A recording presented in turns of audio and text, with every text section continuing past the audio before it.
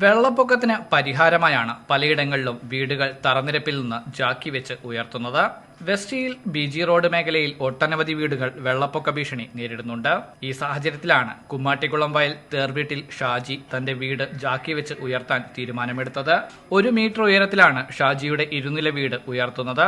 വെള്ളപ്പൊക്കത്തിന് പരിഹാരമാകുമെന്ന പ്രതീക്ഷയിലാണ് വീട്ടുകാർ.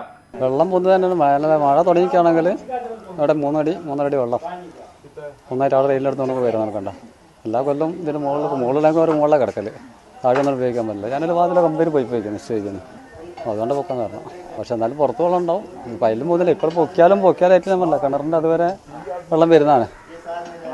ഒരു 4-5 ഇഞ്ചിൻ്റെ വ്യത്യാസം ഉണ്ടാവും. വെള്ളം നിൽക്കുന്നതിൻ്റെ ഒരു വ്യത്യാസത്തിനുണ്ടാവുള്ളൂ.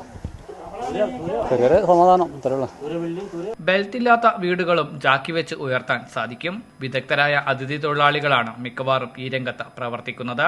കണ്ണാടിക്കൽ ആസ്ഥാനമായ ഗ്രാൻഡ് കൺസ്ട്രക്ഷൻസ് ആണ് ഇത്തരത്തിൽ വീട് ഉയർത്തുന്നത്. 76ാമത്തെ വീടാണ് ഇത്തരത്തിൽ ഉയർത്തുന്നതെന്നും ഇൻഷുറൻസ് ഗ്യാരണ്ടിയോടെയാണ് വീടുകൾ ഉയർത്തി നൽകുന്നതെന്നും കമ്പനി അധികൃതർ പറയുന്നു.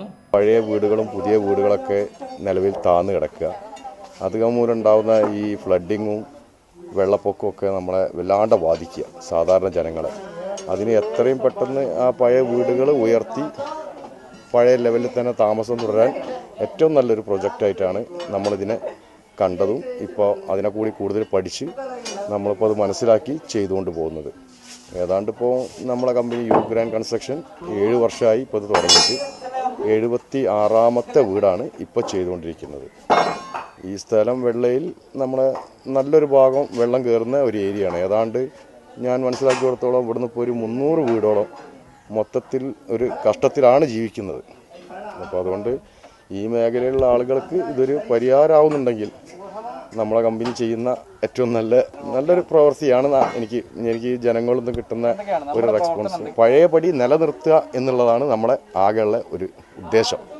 ആ വീട്ടിന് വലിയ മാറ്റങ്ങളൊന്നും വരുത്താണ്ട്, വലിയ ഡാമേജ് ഒന്നും വരുത്താണ്ട്, അത് ഉത്തരവാദിത്വത്തോടു കൂടി തന്നെ ഇനി അഥവാ നമ്മൾ കഴിഞ്ഞു ഇറങ്ങിപ്പോയാലും ഇതിന് വല്ല ഇൻഷുറൻസോ കാര്യങ്ങളോ ഒക്കെ ചെയ്ത് അത് സേഫ്റ്റി ആക്കി പാർട്ടിയായിട്ട് കയ്യിൽ ഏൽപ്പിച്ചിട്ട് നമ്മൾ എന്ത് ചെയ്യുക, വർക്ക് തീർത്ത് പോകുന്നത്.